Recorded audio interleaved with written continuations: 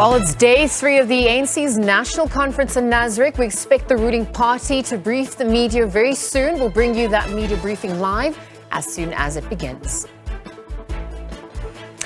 Well, hello and welcome. We are live from our studios in Auckland Park, Johannesburg. You are watching The Week Ahead with myself, Diesel Wilson, where as always you can interact with us on our various social media platforms at The Week Ahead or using the hashtag The Week Ahead. Well, let's take a look at what we can expect.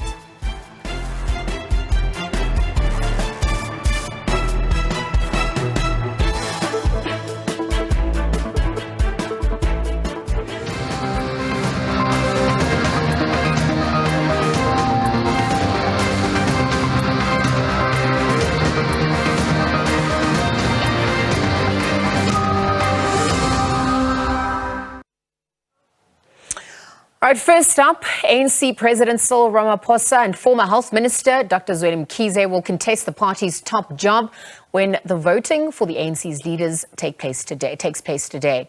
Ramaphosa and Mkhize were the only two candidates nominated for the position of party president when day 2 of the ANC's 55th National Conference ended in the early hours of this morning.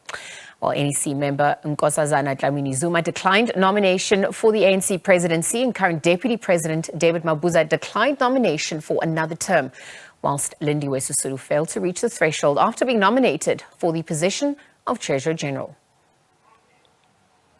Nominations are done. Now it's time to vote. The ANC has a new position. The second Deputy Secretary General, Marupeni Ramokgopa, will go head-to-head with Ronaldo Nomalanga from the Western Cape. Both nominees were nominated from the floor. I accept nomination for the second year. Thank you. I stand to nominate the name of Ronaldo Nomalunga for the second DSC. As proceedings continued, tempers fled. There are no further nominations on the first DSG. You must close the nomination. Comrade, you clearly don't listen Close yourself. the nomination. This on the position of the first Deputy Secretary General. Initially, Nomvula Mokwenyane was to contest the position with Phoebe Potgieter, but Potgieter has declined. Now Mokwenyane will contest the position with Tina Jomat Peterson. But some delegates were not happy with the conduct of the Electoral Committee. I asked while the rules were presented that the criteria used by the NEC to appoint the IEC, I asked what the criteria did you use? You never answered. I asked you, what is the credibility of that appointed IEC? The race for the president of the party is still between party president Cyril Ramaphosa versus Zweli Mkhize, while for the deputy, Paul Mashatile will go head-to-head with Ronald Lamola and Oscar Mabuyane. We close off the following comrades are the candidates for the following positions. For president,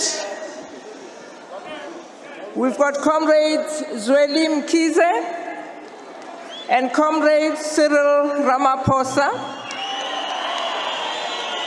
For the position of Deputy President, we've got Comrade Ronald Lamola, Comrade Oscar Mabuyane, and Comrade Paul Mashatile. For the third position of National Chairperson, we've got Comrade Gwede Mantashe, Comrade David Masondo, and Comrade Stanley Matabata. Ntlantla Khatlhane, SABC News, Johannesburg.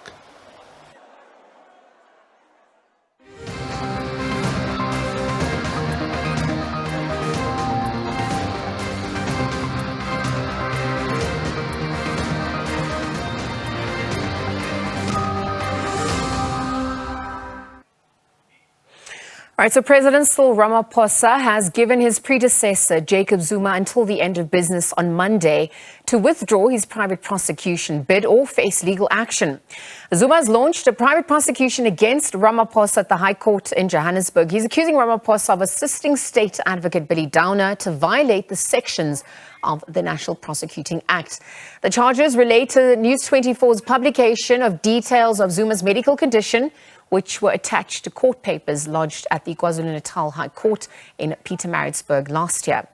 President Ramaphosa's lawyers have dismissed Zuma's private prosecution bid as an abusive process. The lawyers further highlighted that the serving of the summons just before the ANC's 55th National Conference was aimed at halting the president's contestation. The state attorneys say that Ramaphosa is entitled to ignore the invalid summons.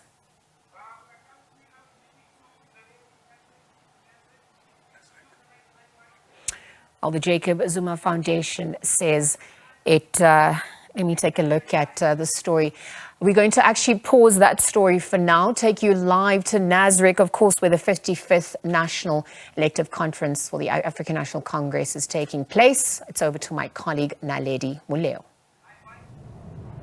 Well, thank you so much, Liesel. A good afternoon to you. It's been a very long morning here on day 3 of the African National Congress's national conference, the 55th to be exact. We're showing you live visuals there from the briefing, the media briefing room here in the Media Village at Nasrec, where we are expecting an announcement coming in earlier, informing us of a briefing that was expected to kick off at exactly 1 o'clock. It is running 7 minutes late. But as soon as the national spokesperson of the party, Pule Mabe, takes to the podium, we certainly will take you live to those proceedings. But let's get some analysis.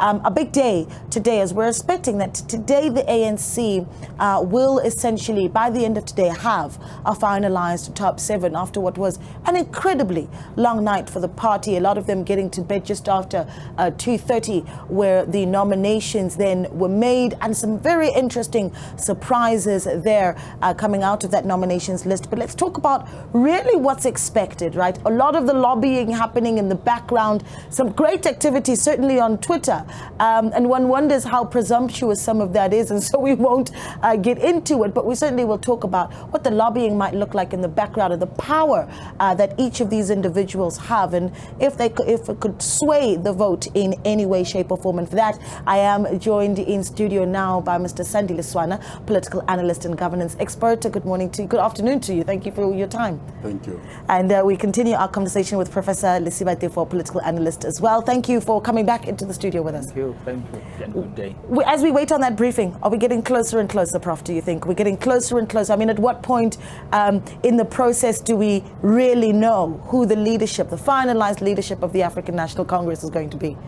Yeah, we are getting close. I heard someone say, come at the hour, come at the man. It has taken 5 years to be where we are.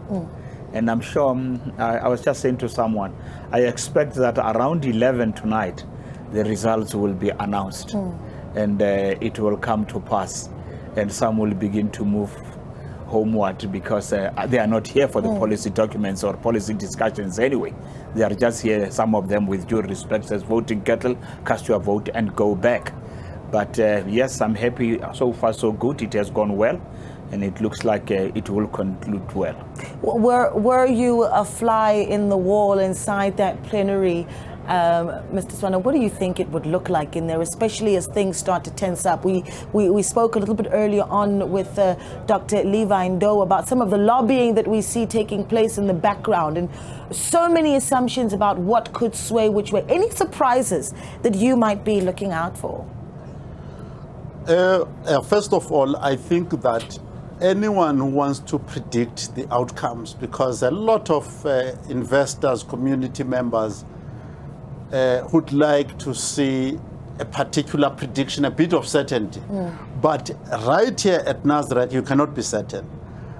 In the hotels at night, activities are still going on. Campaign managers are very busy. And my assessment of the picture is that before lunch, you could meet someone who's going in this direction in terms of their opinion and potential voting. By the time the sun sets, they are in another camp. because of the intensity of the lobbying and the issues that are there. I'll make this point that some of the issues that make this thing so difficult, certainly if I was a comrade in there, I would be interested in this. How do you vote for a man who offers you to take to prison? That is the proposal. This renewal thing is about saying we are voting for this fellow who wants to round us all up and throw us into prison for what we've been doing. So those are some of the difficulties that we are facing. So when they talk about unity, talk about balance, it is the balance of saying, even if we're going to send to prison, let's not all of us go there. So those are some of the little dynamics that are at play here. Yeah, and I think that when you put it like that, it adds quite an interesting spin to it, right? That this isn't just about factional battles anymore, that it could really go anyway. At the top, and I'm not just talking about how that's disseminated down to the bottom branches, right? We're not going to make any aspersions, but there's almost a presumed upon slate for President Ramaphosa, and one would assume that, you know, we know exactly which way Dr. Zweli Mkhize is going to go with his slate as well. But let's go back to 2017, where there certainly was a big surprise. I don't think we went into that conference expecting to come out of it with David Mabuza as deputy president. But that position, a critical one, because it gives so much power to the very top. Yeah, you see, my friend here can be problematic and provocative. As he was speaking, suddenly he reminded me, in 2007, there was what was called a coalition of the wounded. Those who felt they've experienced the wrath of Thabo Mbeki, the then president. Now, is the analogy made based on what Mr.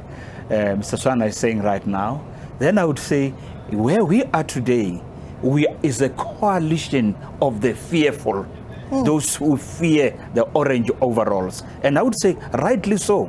If you look at the past 2 years, it does look that the buffalo is determined to take as many people to jail, to account for their sins, by the way, not just as a political machination of sort trying to settle scores, right? But let me go back to your introductory statement. Yeah, there is so much being said this way and that way, but may I just remind you that from my own reading, I think there is disinformation and misinformation on steroids. Yes. Right? And then I would say, be circumspect. Yes. I have no doubt that a lot is going on. And some of the people who were sent from one province, and they missed the off-ramp to come to Nazareth, and they ended up on N3 in KwaZulu-Natal. And then after arriving there, they realized that the bus, there's nobody in the bus. Because the people they were taken to that part of the world, they've decided, no, we are not going. If you, the leadership, are going, please go ahead. But we are going, and we are going with the buffalo. So, yes, it's very fluid. And there are machinations and dynamics. There is lobbying. There are election merchants also involved in this. And it's in the nature of politics in the era in which we live. But is to which extent does that impact the moral fiber of the potential political leadership? And I assume that very colorful analogy of getting on the bus is speaking to Limpopo particularly. And I look. No, you said it. I didn't say that. But this is the thing, is that you look at what's happened with the Limpopo PEC, and I wonder what branch members that are being represented here are thinking, watching all of this back and forth going on with the PEC leadership. It's very difficult. You know, Thabo Mbeki once raised the issue of dishonesty and lies that has now started to enter the space, the culture of the ANC, where a person can just stand up and be inspired now to tell a lie right now. So that culture is now there. Now, the problem is when we have met as a branch and we've nominated and selected you to go and represent us, but we have this idea that at one point you can be inspired to say something that we've never said, or vote in a manner that we ourselves never said, and we are going to vote with a secret ballot and come back and confirm to us that, no, I was with you all the way, I never changed anything. So, but when you read the documents, I was reading this, I think it was called the accreditation report. And then in some of the parts of the report, you see that there are references to dishonesty in the document. And in a number of these documents, you read this idea of dishonesty and corruption in the electoral process. So you have disinformation, misinformation, which is just general propaganda that is readily available. Then we have secret deals. Some of those deals are far from honest because the delegate who is here may not even phone back home and say, comrades, this is what I'm doing. Those are some of the difficulties that are there. But I also agree with Godongwana and others who have spoken that perhaps when we are now here, let's accept the leadership that comes out and hope, as Godongwana says, that the policy will remain what it is and not change because Sorenso was elected. Because that is where we are. The quality of the information that is coming out, really you have to be a super spy to figure out what is going on here. And it's interesting, Mr. Sona, because you're saying accept the decision made by the party at the end of this conference without expecting any litigation afterwards. We come from a week of litigation where members of the party have said, no, we want to see the raw data of the nomination list of the NEC. Are we expecting that to happen? I mean, there certainly has been a lot of contestation.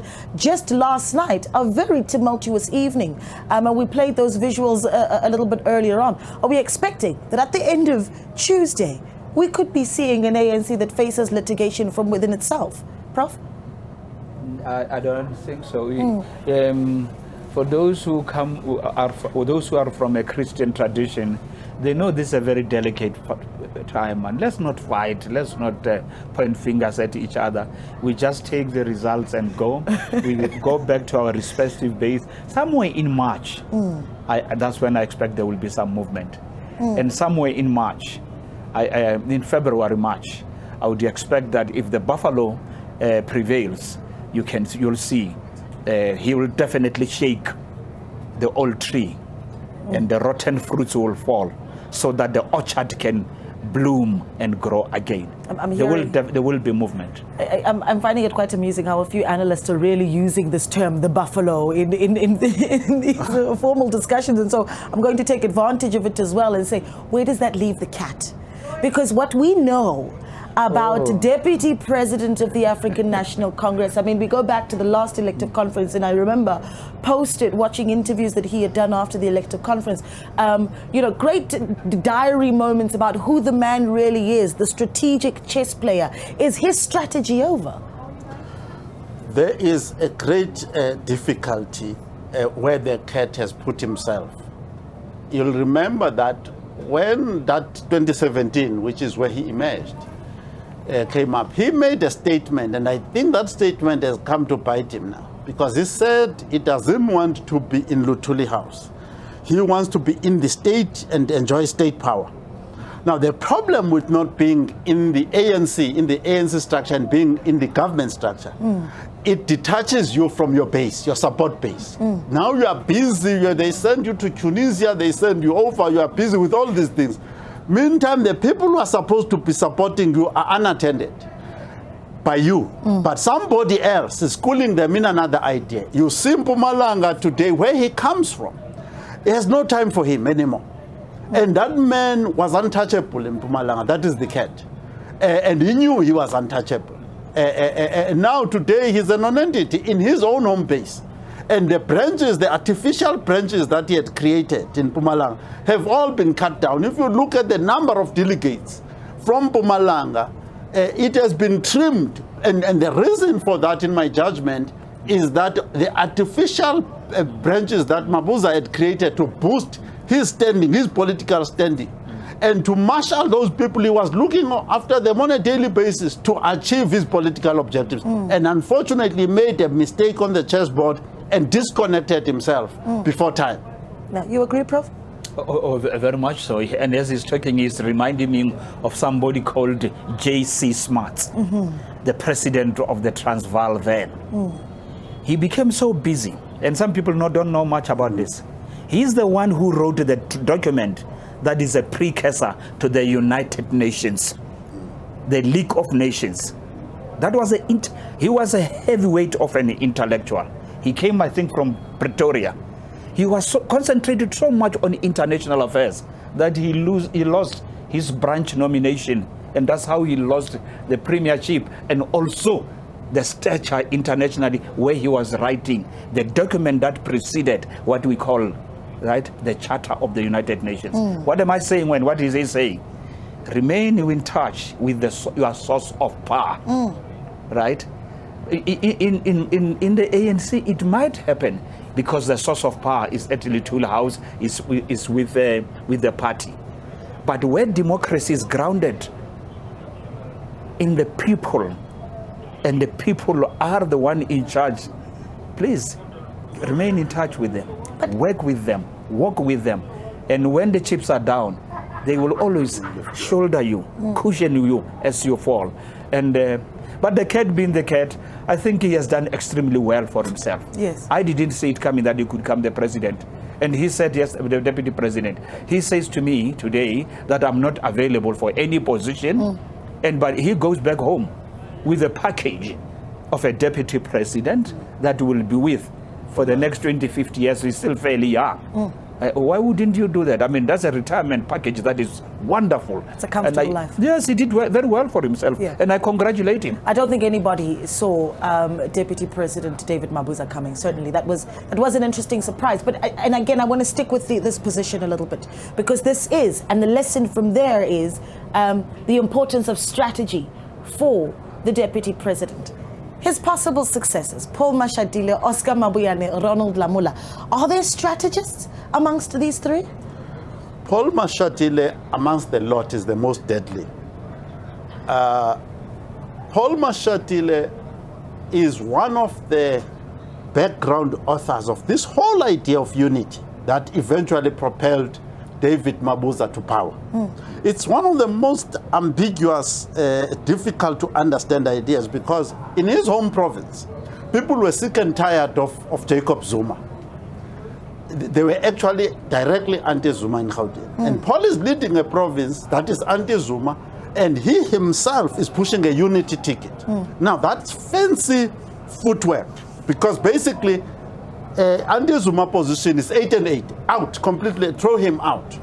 He says, no, don't throw these people out. Let's create a unity slate or some sort. And if you look right now in the nominations, I'm not saying those nominations are credible in any way.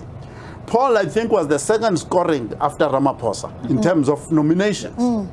And they asked him, Paul, who are you supporting? No, I mean, I don't support anybody, but if the position, if I'm asked from the floor to stand for the presidency, I may stand for the...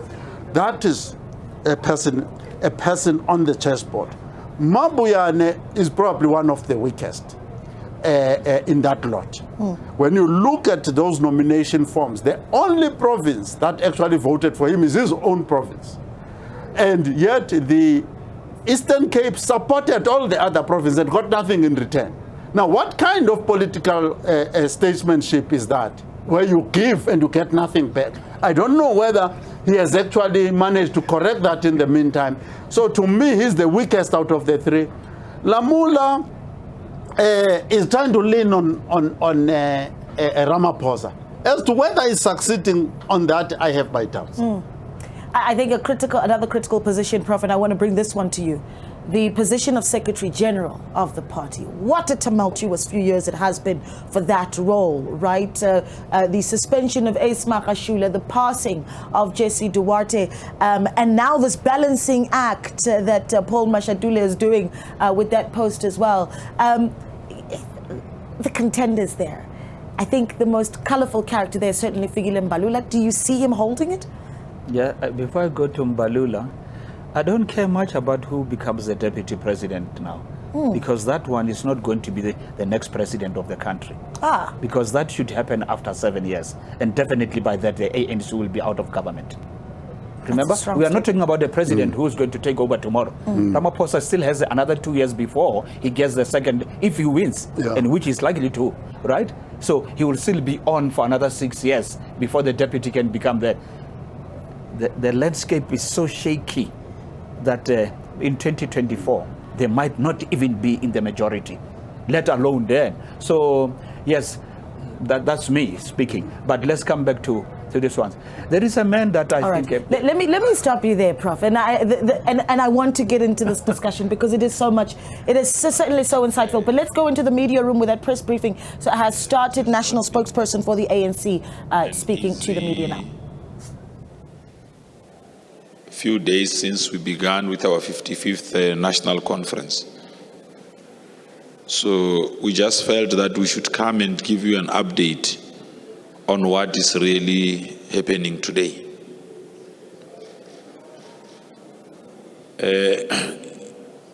Yesterday, we concluded with the adoption of credentials as well as the nomination of officials.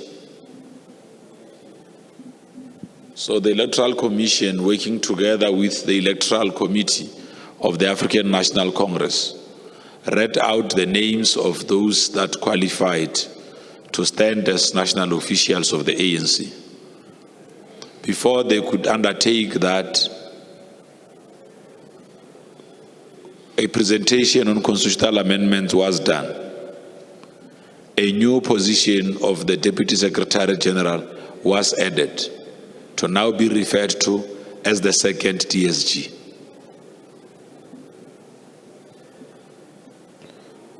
So you all know the names that were nominated and qualified.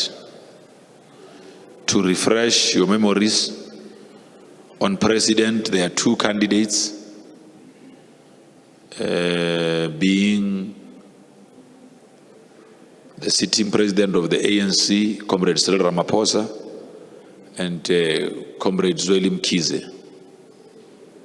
On Deputy President, there are three candidates who qualified, being Comrade Paul Mashatile, the current Treasurer General of the ANC, Comrade Oscar Maboyane, the current National Chairperson of the ANC, and Comrade Ronald Lamola, the current sitting member of the outgoing National Executive Committee of the ANC. On the position of Secretary General,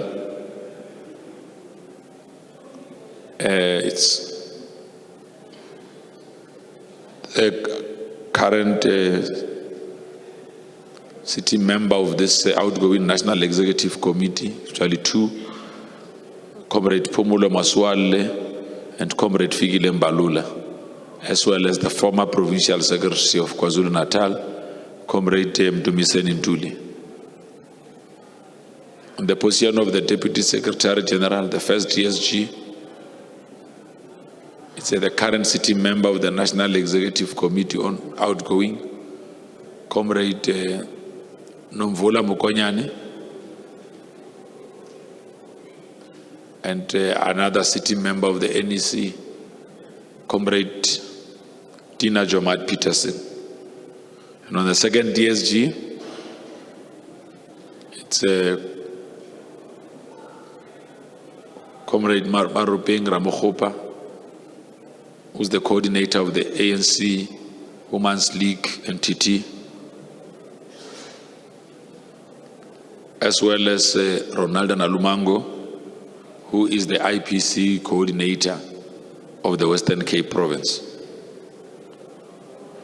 On Treasurer General is Comrade Bejan Chauke, Comrade Mzwandile Masina, and Comrade Pule Mabi. So the Electoral Committee will come back to plenary to come and outline how voting is going to take place. As of now, what is happening inside plenary is that messages of support are being conveyed. And these are 17 messages of support. Fraternal organizations, formations,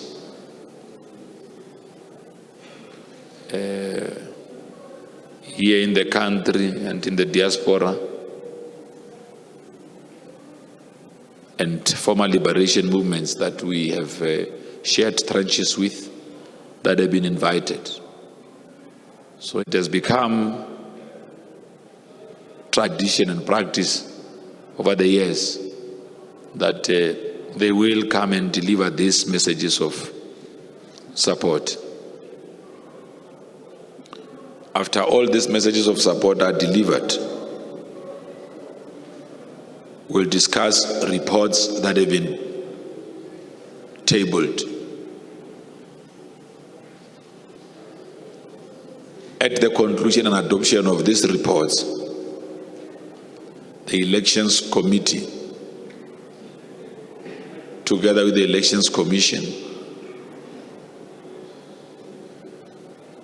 will come and outline how elections will unfold.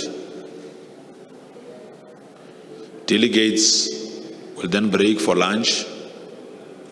When they come back, they will move into different commissions.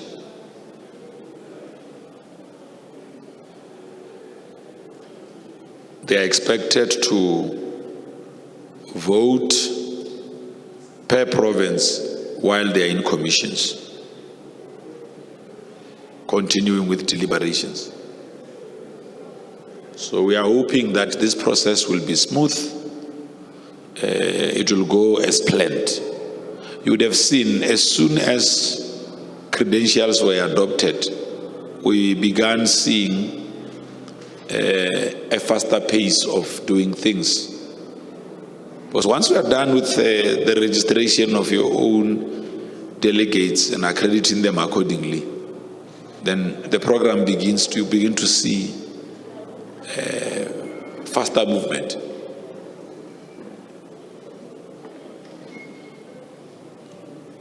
So we still hope to have results of officials announced today.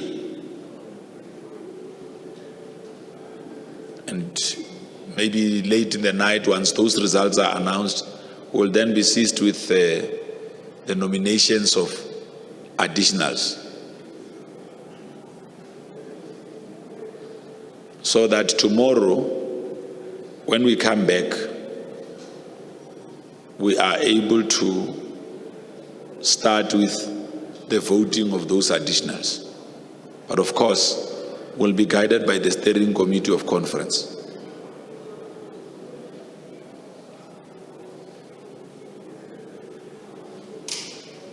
So, where we are now, we're trying to make sure that we cover as much ground as possible, especially on the things that we were really beginning to lag behind. And once more, we must thank our delegates. They participated in all these processes that have already been undertaken. Yourselves, members of the media, were invited to the open session when Comrade Khalima and his team were presenting the electoral guidelines, as well as putting the names of those individual cadres who have qualified initially in the top 6 to be in the top 6 positions.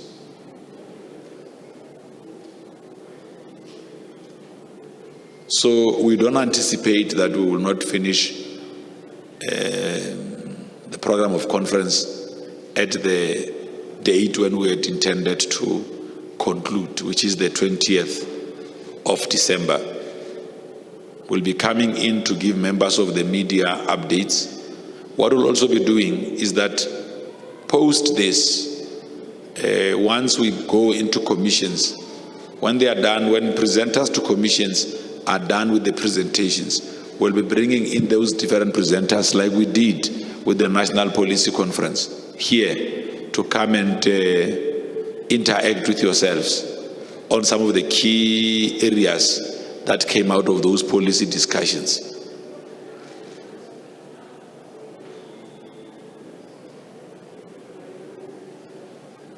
So that would give you the insight of where the program is at and or what the deliberations were all about, and also allow you the space and an opportunity to ask them questions.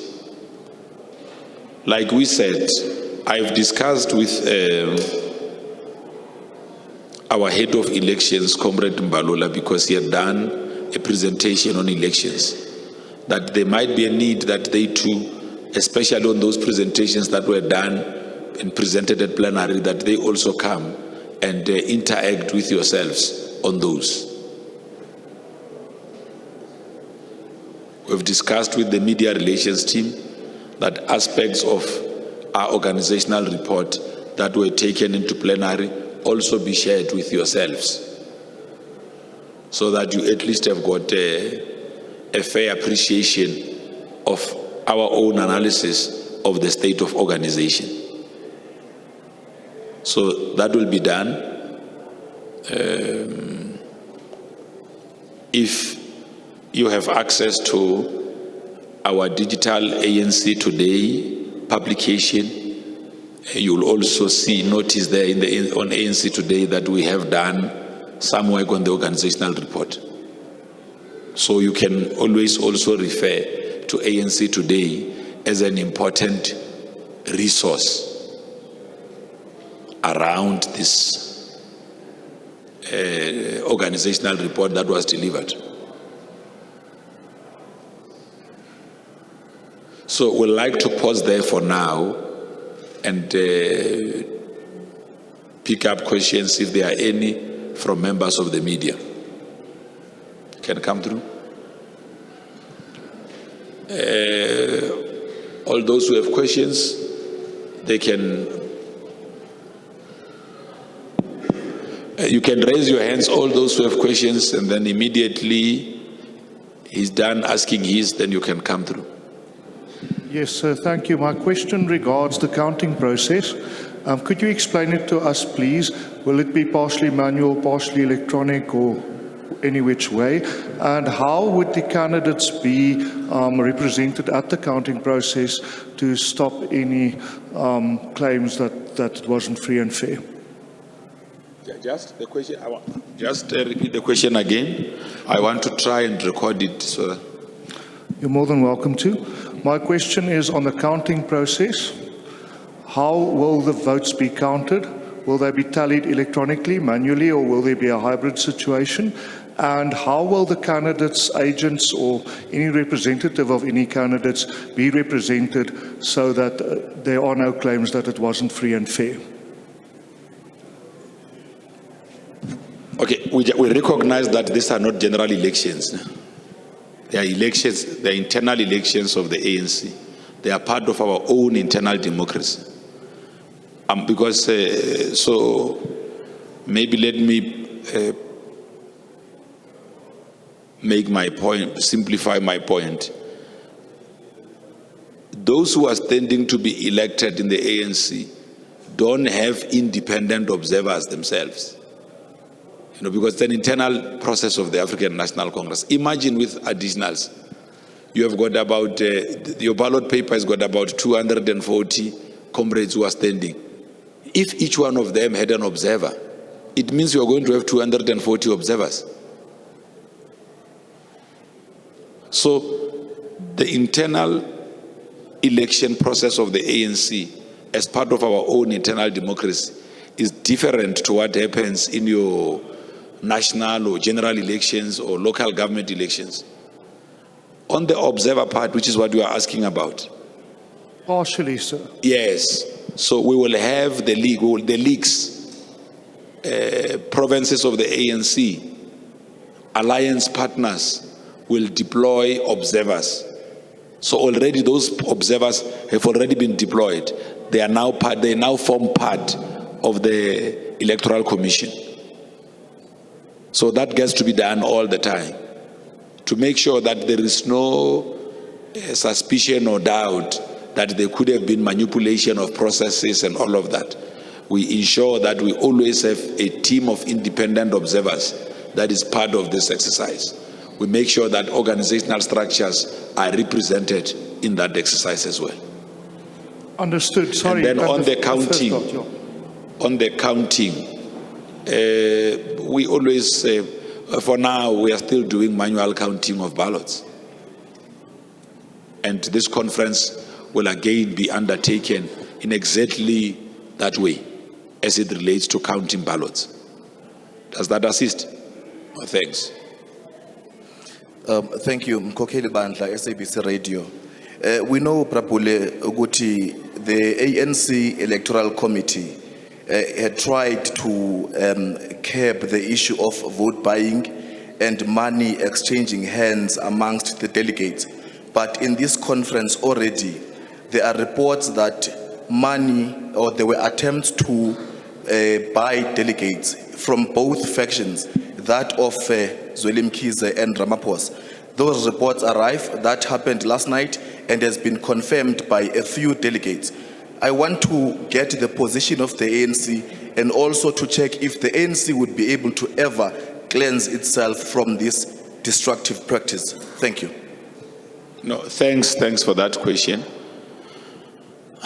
When we met here on Friday and we presented to members of the media the do's and don'ts, part of the don'ts that the African National Congress abhors is vote buying.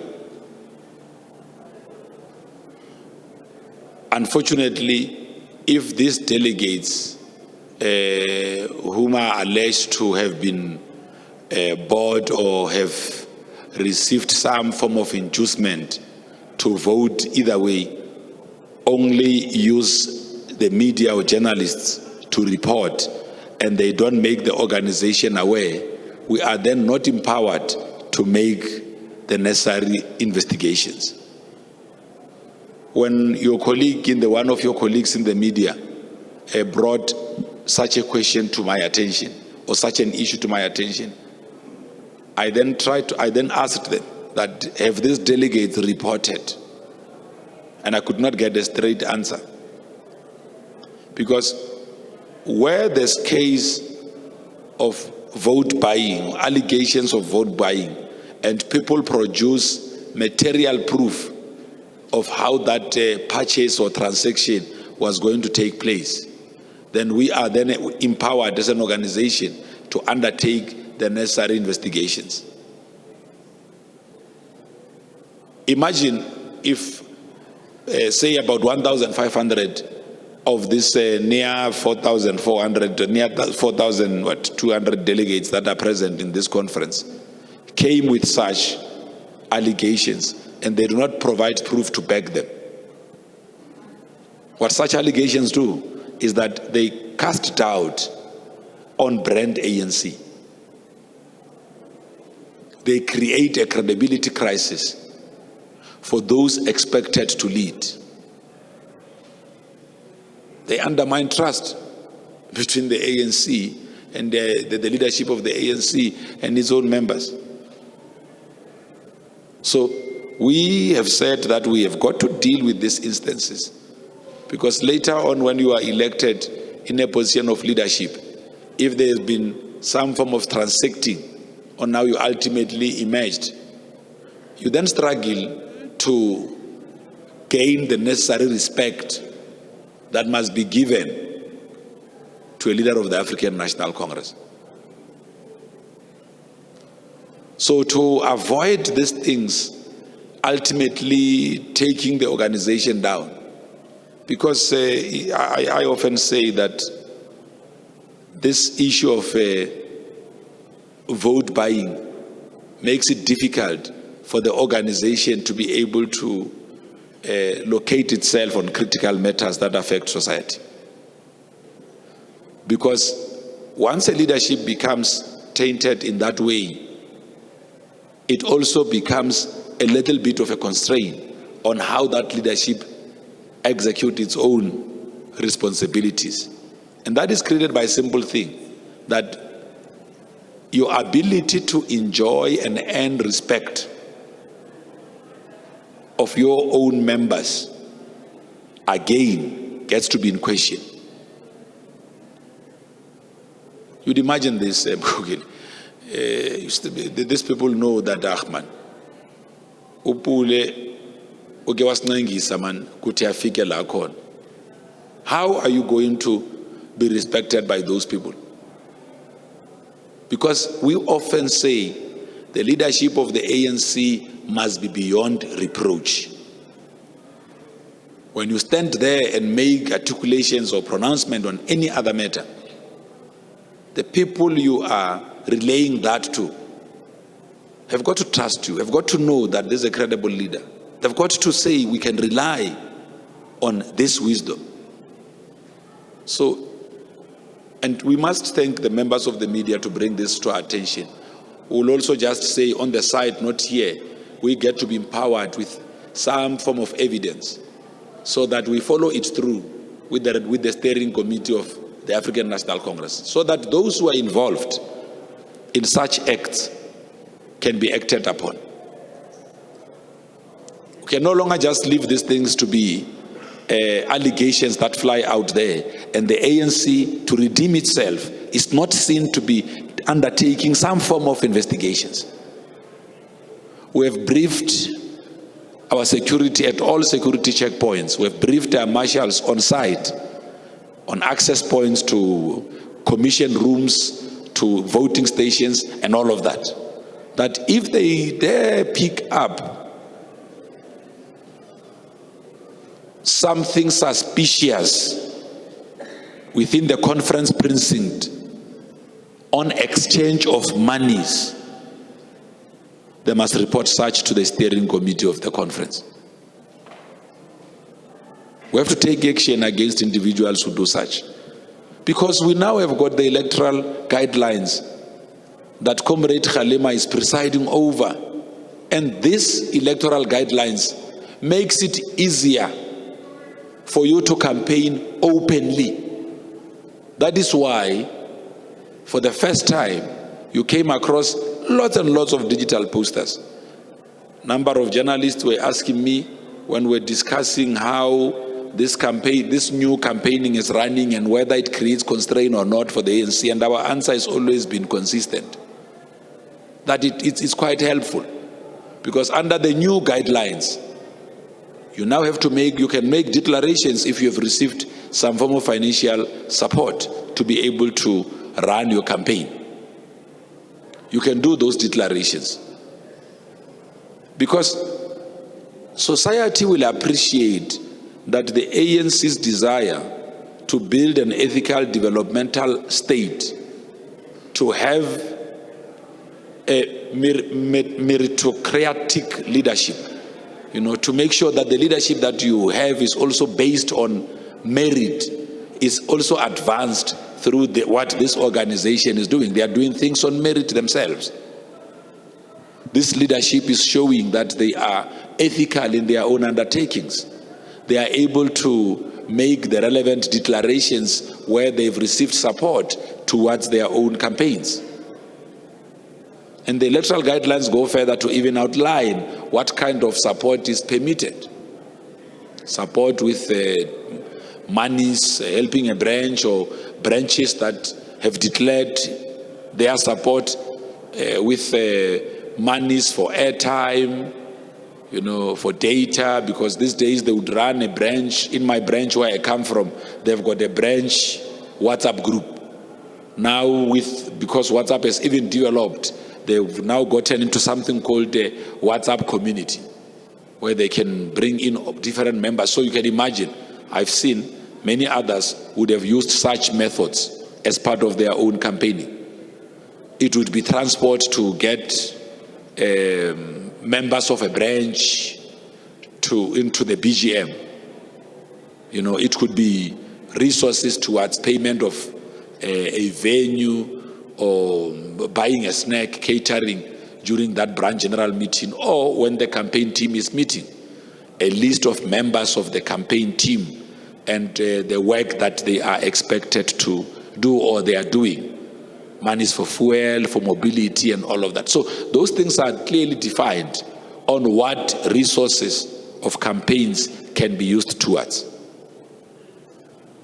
So I'm just saying, I mean, if as part of promoting,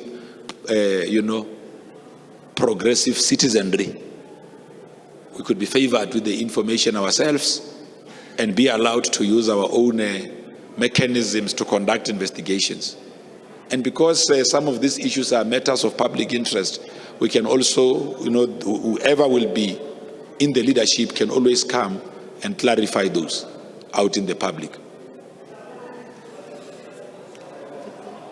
Good afternoon. I'm Khalang Bata from Bloomberg News. I just wanted to get some clarity on the number of voting delegates, because the credentials report stated 4,426. But I think during the nominations process yesterday, someone from the Electoral Commission may have mentioned 4,436. So if you can just get some clarity on the number of voting delegates. Well, I'll get the full number for you and clarify. I don't want to put a number here and I'm also not giving an accurate one. Numbers are important in a conference. So we just have to, we are within the precinct, we can always make sure that the team, once it has clarified that, once it has managed to get the right and accurate information, we then share it with you. Hi, Mr. Mabe. It's Dennis Dalbroek from Netwerk 24. I just want to confirm with you the time that delegates will start voting. And then also, is it a guarantee that we would get the result tonight? And then also, we are, if we get the result tonight, we are already 24 hours behind schedule. What is the plan to end the conference in time? Thank you. Well, we will be able to give that kind of an update once voting begins. Well, the steering committee will have to then say, seeing that we are already 24 hours behind, what do we do? Do we need to have a full-on discussion of all the different commissions, in all the different commissions, or are we going to be limiting time to make sure that we can meet or fulfill what was on our own program? So we should be able to give that clarity later on as well. Piet Kroukamp from the Vrye Weekblad. Another scourge, except for the vote buying, is that of slates. But slates are conceived in factions, and then that results in slates, and that results in vote buying. So, and I must credit you, you don't seem to appear on any slate, which is really honorable. Don't you think one should address the factions issue first before you can address all these other issues? Because surely that's where it's conceived in the fact that there are factions. As long as there are factions, there will be slates. As long as there are slates, there will be vote buying.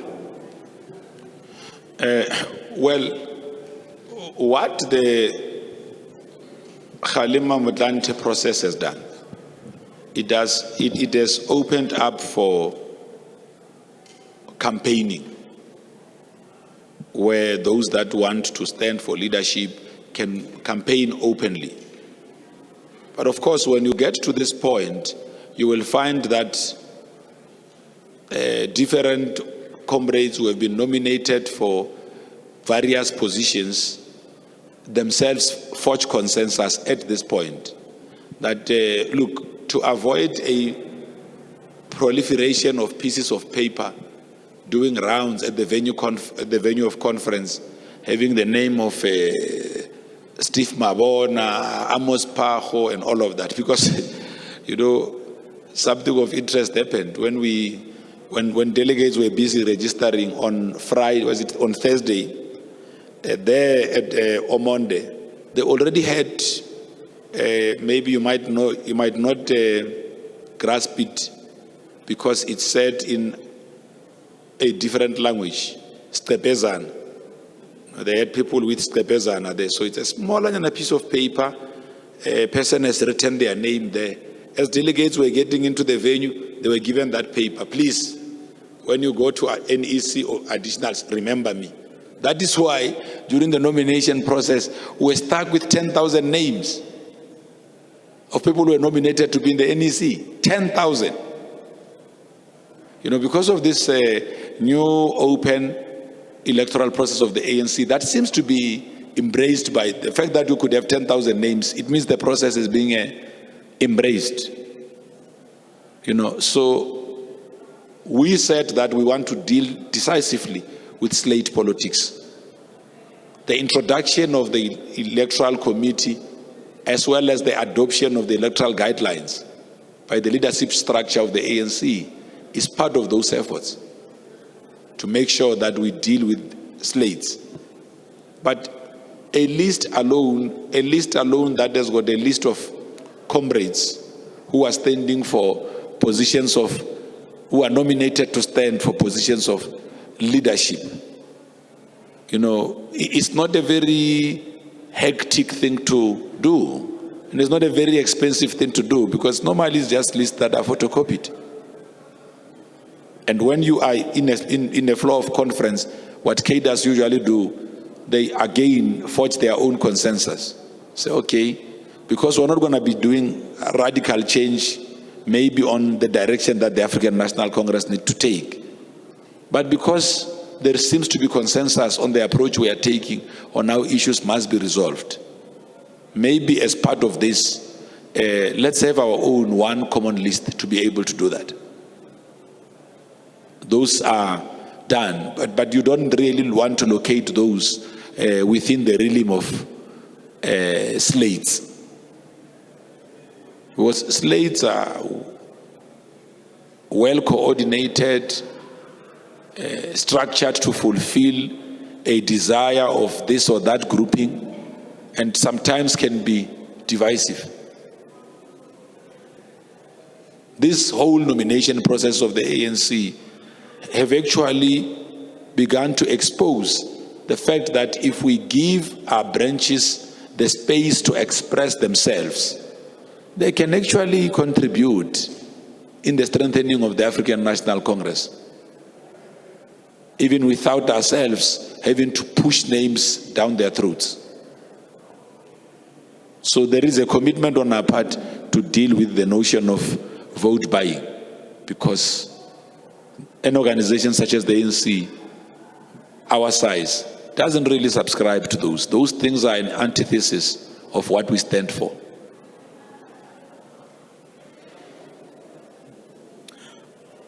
Velani Lutiti from Daily Maverick. You'll come in afterwards. I just want to get an update. You promised yesterday that you will check for us if can we interact with the delegates, and also is the top six still, the outgoing top six still going to come and interact with the media? Okay, can you? Hi, good afternoon, Pule. It's Ranesh Dharaj from the SABC. I'm kind of glad you mentioned the Electoral Committee guidelines, because just on that, the initial plan from the Electoral Committee was to stagger the voting at conference. So what we were supposed to have was the President, the SG, the Chairperson, and the TG's positions to be voted on first, and then the, obviously now it's 2 DSG posts and the Deputy President. So when did the plan change? Because the ultimate aim and objective was to do away with slates, as you mentioned earlier, and a winner-takes-all approach. So when did the plan change? Was it because of the time and the schedule that conference is running behind? Thanks. Okay. Oh, hi, Bule. Moloko Mloto from ENCA. I have two-pronged question. The first one is, how's your campaign as the candidate for the TG position going? Are you getting promises from some delegates from other provinces, perhaps? But the second part of my question is, you guys, the three of you, have now been joined by a female, Dr. Gwen Ramokgopa, who was nominated from the floor for that position of TG. In the interest of being seen to be promoting entrusting them to hold strategic position, because I stand to be corrected, but I don't think as the ANC you have ever had a female being elected to the position of Treasurer General. Why can't you, the three of you as males, agree that you are withdrawing your candidacy and you allow her to be elected uncontested?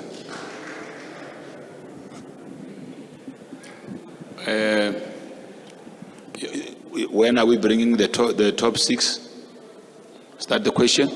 So I've spoken to them about that, and then once I've gotten an indication, I will be able to advise members of the media. I had not gotten that indication, but I have put forward that proposal. We would like to do that ourselves because it's just good for the media village itself and for yourselves, but also for them to also be able to advance what would have been what they perceive to have been their legacy as the top leadership of the ANC. So we'll raise that. Actually, the resolution itself on staggering the voting, we have clarified this question. We have to clarify, we can do so again. The resolution itself was talking about staggering of all the top six positions, all the 6 positions. So it means you're going to have 6 ballots. Now, you can see the other point, that the time factor. When provincial secretaries put this forward, the time factor was also at play. So it was really that. But because of the way the nomination processes went, it was a tedious process. Tedious. You have seen it. There was even an attempt, others have even taken this to court. Of course, the court dismissed their case, but it was tedious. So it must tell you a story that if we don't make our processes so solid, people can go to court and win against you. What would you do? It will undermine the whole processes. So the fact that you could even have people going to court like that, it means that there is something that we did right with these processes. Allowing and courts dismissed those, allowing our branches to be at the center of these nominations. Moloko, just to clarify, here I speak in my capacity as outgoing spokesperson.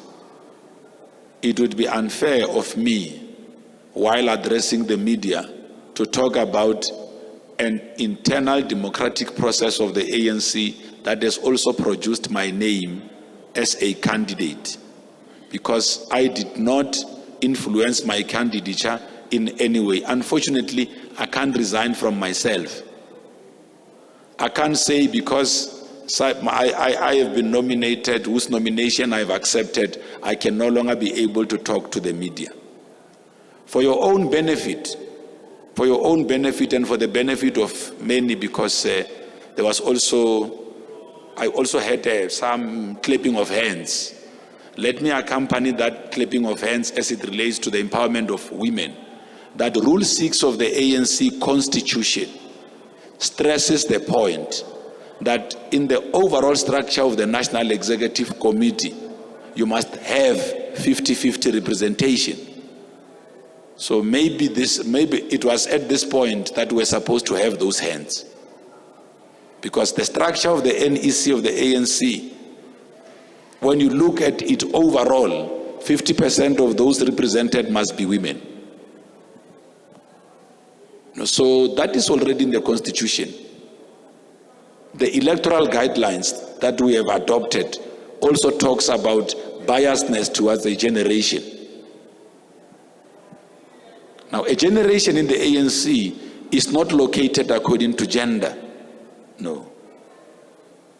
It could be generation of youth, those that came from the youth movement and all of that. So as we raise the question you are raising, also talk about the importance of intergenerational leadership in the African National Congress. You have to look at the profile of our country and then say, does the leadership of the ANC today reflect the profile of the country? You have already been taken to 2 sessions, 2 open sessions. First, when the president was delivering his political report, and secondly, during the nominations of officials. You yourselves have had sight of the profile of the delegates that are in this conference. So where there are issues that relates to our candidature, individual cadres, because I'm not the spokesperson of people who are standing. If you say, why can't the 3 of you? So you are making an assumption that I speak for Bejani, I speak for Mzwandile, I speak for the ANC, I speak for this big organization. I don't speak for candidates. So they can speak for themselves. But also, I can't use a platform of the ANC where I've invited the media in my capacity as outgoing national spokesperson, come in and start talking about my campaign.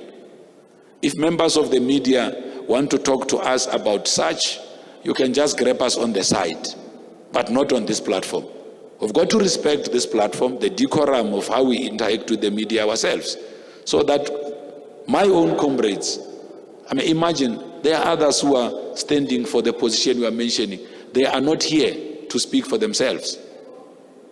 They could go and accuse me of having an unfair advantage because I've got this interaction with the media. So Ndademologo, if you want to talk to us about these other ones, we can do them outside. We have done so before. We have spoken to many media outlets, and so are other candidates as well. We have just avoided debates ourselves with fellow comrades who have been nominated and have qualified, because we understood this to be about internal democracy in the ANC. The leadership that we elect only leads the African National Congress. It's limited to that. So we're fine. So if you feel strong about the question, we can do it, but not on this platform. Hi, good morning, Mr. Mabe. Oh, it's afternoon, actually. Sorry. Good afternoon. I hope you're doing well. Paige Muller from Sunday Times and Times Live. We chatted yesterday about load shedding and how NASREC was being powered. I believe Daily Maverick brought up the question. I just wanted to check, because City Power has released a press release saying that the South African Police Service, NAT Joint, did request that the NASREC precinct be excluded from load shedding. Does the ANC know anything about that request? Were they aware of it? How is NASREC being powered at the moment? No, but really, you are saying it yourselves. NAT Joint, SABS.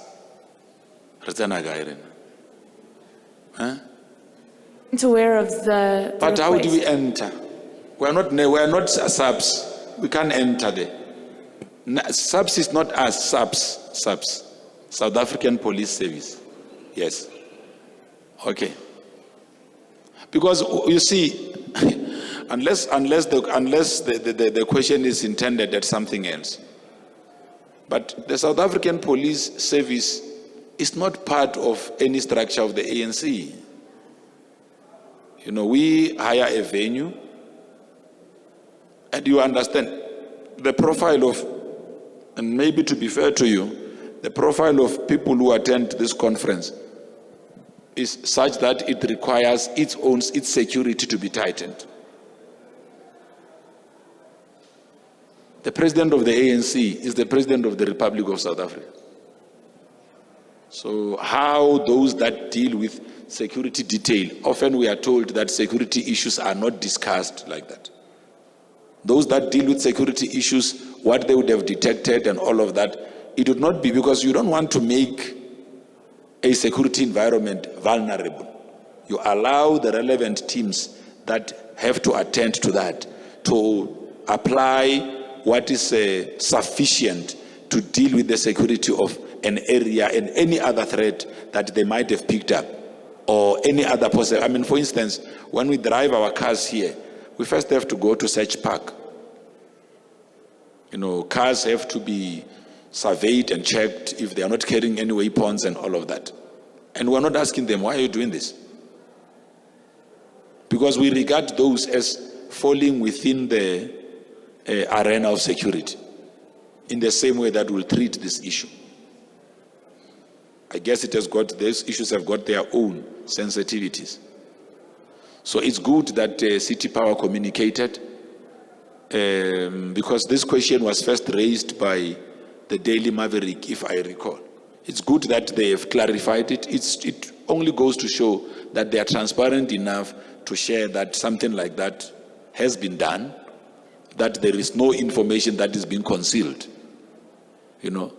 so that it doesn't come across as if there was some underhand or secret operation that was taking place to try and conceal this information. So we must commend City Power and the South African Police Service that they've been able to place this out on record and exonerate the ANC. So at least the Daily Maverick and yourselves are now aware that the ANC never applied for any exemption. Yes. So if you report about it, it could be in the positive as well. So we indeed did not know ourselves. So we commend them for making sure that they are transparent about that kind of an arrangement. It could be a security issue, we don't know. But if it's done by SABS, and SABS being in the security cluster, it means it's a security issue.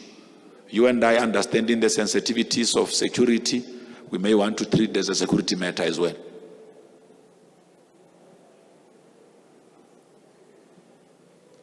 Can we just move towards closure? Because this ends,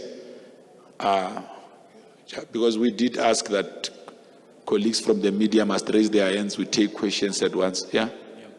Mr. Mabe, I don't know if you've clarified on this before, but what is the difference between the second Deputy Secretary General position and the first one?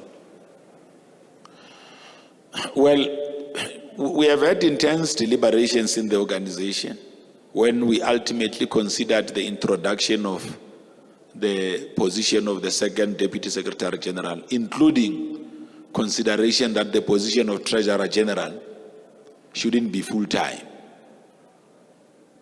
So we said that what we need to consolidate or build on in the ANC is to make sure that you build in a strong secretariat to do organizing work, to do campaigning work, to do monitoring work as well. And what do you monitor here? You don't just have to monitor the work of branches, whether they've got programs. You also have to monitor the work of your deployees in government. You monitor, you do sort of, and we started doing it now. We introduced something called an elections barometer. And what that barometer does, it allows us to zoom into all topical issues that affect the ANC and how the ANC is being perceived out there. And on a daily basis, from the SGO side, we'd get that barometer. And we'll see, okay, these were by-elections, this is how the ANC fared. There was a protest here. This protest was caused by this business forum in this specific township, and this is how issues were attended to there, So now, but now you need a focused attention on that kind of a thing. So it will fall under the SGO to do that work. International relations, numerous others. Your membership system, so a number of things. So that alignment would have to then be done to make sure that there is no duplication of roles in the organization, especially there in the SGO. Each one of those positions has got specific tasks that they are meant to fulfill. The SGO primarily deals with the overall administration of the African National Congress. Well, I'm still in the employ of the ANC. I'm sure that when I finish in my role as spokesperson, I will still have 3 months to dust my table and all of that. And, while the new spokesperson gets into their role. My letter of appointment in the ANC, because I'm an employee of the ANC, I get my pay slip there at work. My letter of appointment is signed by the Secretary General. matters of employee relations fall within the SGO. So there's quite a lot of things. HR, DC, coordination of the work of subcommittees sit within or reside within the SGO. So you have to strengthen the SGO to empower it to be able to do that work. Convening of NEC meetings, convening of NWC meetings, communications, both internal and external, done through them. For instance, the national spokesperson position reports directly to the Secretary General's office in between NWC and NEC meetings. The national spokesperson of the ANC, as a reportee to, as someone who reports to the SGO, also sits in the National Working Committee of the ANC to assist the SGO with those communications efforts. So you could just imagine the amount of work that the SGO is expected to do and conduct. So I'm sure the incoming leadership, whoever will be there, I don't know. Democracy will decide. The incoming leadership will be able to then communicate on some of this, because society, members of the media do deserve to be clarified fully on what is the difference. What are the extra tasks that will be done by the second DSG different to those that will be done by the DSG? So that will be done.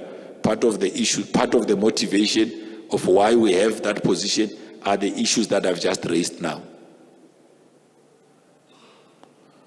I'm sure you're out. Good morning, well, good afternoon. You see what you did with the morning? Yes. Now everybody thinks it's a morning. Yeah, definitely. I mean, it's been a long day, but it feels very short. Nonetheless, I'd just like you to clarify in terms of, you spoke about how Nat Joint appealed to City Power without communicating with you as the ANC about, being exempt from load shedding. So could you confirm that? And secondly, if that's the case, right? No. Can we just help? Okay. I never said without communicating with us. So no. Okay. No. If as national spokesperson of the ANC, I'm not aware of something, it doesn't mean they did not communicate with the ANC. Okay. I'm just saying, the ANC is a very big organization. Big. Since 1912, big, more than 100 years old. So I'm just saying, I would really ask that those issues that have got to do with external parties outside the ANC, you are welcome to take it up with them. I think it just becomes quite tricky in terms of, if you're saying that we must appeal to external factors when you indeed are the spokesperson, we expect to get answers from you, especially on matters like this, because then my next question would have been, as the ANC, if indeed you were aware, do you not have some sort of ethical obligation to investigate how such arrangement was made? Should we now get into security issues? Really? Are you asking us that question? I don't think that let's help you. Let's help you with, I think we need to assist you here. The net joins.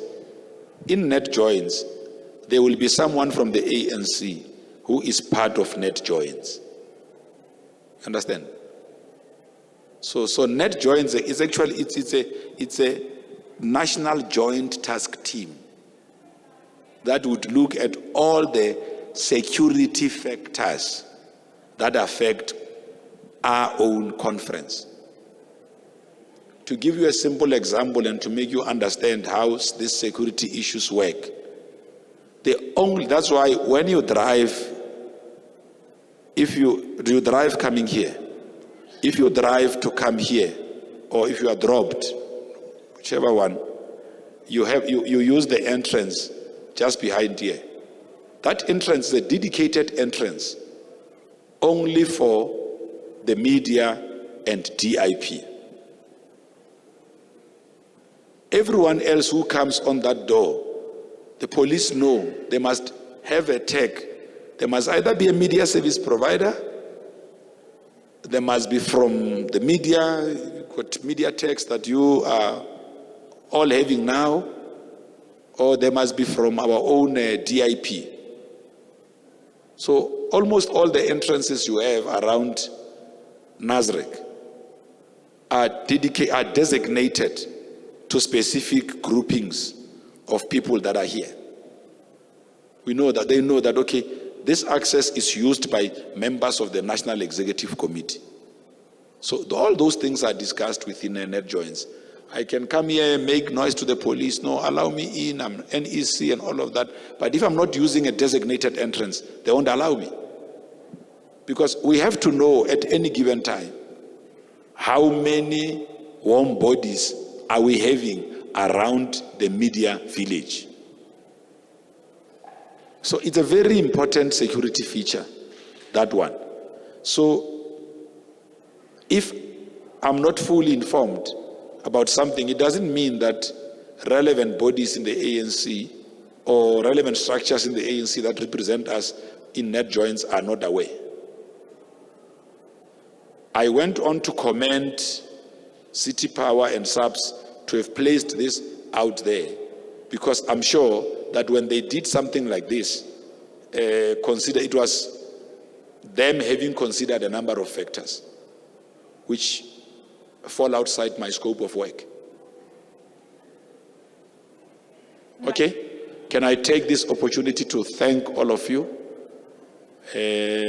once more for continuing to report to the public out there, be critical of our work, the work of the African National Congress, and where we want to take the country.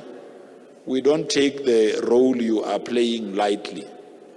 We respect that role, and now and then are able to pick up what we may not have known because of the things that you bring forward. And everything else that you bring forward here, if I don't know, I always go back to the relevant bodies to seek answers, because we don't know everything ourselves. We are just messengers, as spokespersons.